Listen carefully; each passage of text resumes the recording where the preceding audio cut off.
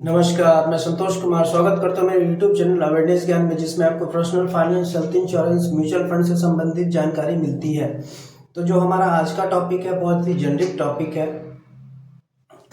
इसमें मैं आपको बताऊंगा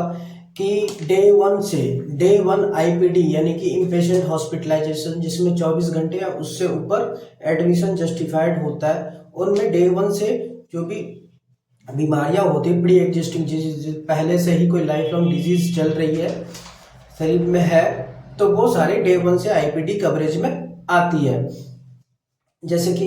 एबीसीडी, तो हम मानते हैं कि अक्रॉस इंडस्ट्री लगभग सभी इंश्योरेंस कंपनियां, सभी जनरल या हेल्थ इंश्योरेंस कंपनियां ये डे वन से कवरेज प्रोवाइड करने लगी है। पोस्ट कोविड ये डे वन से प्रोवाइड कर, प्री कोविड जो था वो बहुत कुछ ही कंपनीज करती थी, जिनमें आदित्य बिरला हेल्थ था। ठीक है, तो इसी से रिलेटेड एक प्रोडक्ट है एक्टिव वन के मल्टीपल्स वेरिएंट, जिसमें कि ऑप्शनल बेसिस पे इन 7 मेडिकल कंडीशंस जो कभी खत्म नहीं होती है उनको कवर की जाती है। तो आता है asthma, blood pressure, cholesterol, diabetic, COPD, chronic obstructive pulmonary disease जो सांस से संबंधित बीमारी होती है। उसके बाद ओबेसिटी, जो ये कंपनी प्लान में 39.99 बीएमआई यानी कि 40 से कम बीएमआई ये ले रही है। उसके बाद कैट में कोरोनरी आर्टरी डिजीज, जिसमें कि सिर्फ और सिर्फ 2 स्टेंट तक को कवर किया जाता है, जिसको है उन्हें भी Aditya Birla health insurance company day one से आईपीडी कवरेज प्रोवाइड करेगी। और ये जितनी भी कवरेज हैं, आप देख लीजिए कि आज के लाइफस्टाइल में किन्हीं न किन्हीं को, मैक्सिमम लोगों को ये इस तरह की मेडिकल कंडीशंस हैं, और जिनके पास हेल्थ इंश्योरेंस नहीं है और हेल्थ इंश्योरेंस लेने के लिए फिर वो सोचते हैं इसमें 3 साल का वेटिंग जाएगा, 2 साल का वेटिंग जाएगा, तो जी नहीं, जो एक्स्ट्रा आपको प्रीमियम पे करना होता है और उसी के बेसिस पे कवरेज मिल जाता है। तो फिर से मैं एक बार रिपीट करना चाहता हूँ, अस्थमा, ब्लड प्रेशर यानी कि ब्लड प्रेशर में सिर्फ hypertension, cholesterol, diabetic type 2, again diabetic type 1 भी हो सकता है, वो case to case basis vary करता है। उसके बाद COPD, chronic obstructive pulmonary disease जो सांस से संबंधित बीमारी है,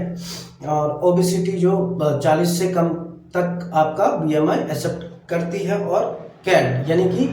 पीटीसी यानी स्टंट, जिन्हें 1 साल पहले ये स्टंट डल चुका है, अभी हाल फिलहाल में यदि है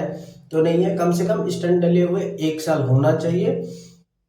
तो ये आपको डे वन से कवरेज प्रोवाइड की जाती है। और इन्हीं सब मेडिकल कंडीशंस यदि है तो आप इंश्योर हो जाए कि कंपनी को भी कहिए कि आपका प्री पॉलिसी मेडिकल चेकअप करे, पीपीएमसी जिसे कहते हैं, प्री पॉलिसी मेडिकल चेकअप करे, कि उसके बाद भी कुछ फाइंडिंग्स होती है तो company case to case basis पे आपकी पॉलिसी को रिजेक्ट कर सकती है या फिर पॉलिसी एक्सेप्ट करती है। यदि पॉलिसी आपकी एक्सेप्ट की तो इन 7 मेडिकल कंडीशंस के लिए कंपनी आपको डे वन से आईपीडी कवरेज देती है। तो याद रखिए, एक बात का ध्यान हमेशा रखिए, जब भी आप बीमा करवाएं तो जितने भी मेडिकल डिस्क्लोजर हैं वो पहले से ही बता के रखें। दूसरी, यदि इस तरह की कोई क्रोनिक कंडीशन है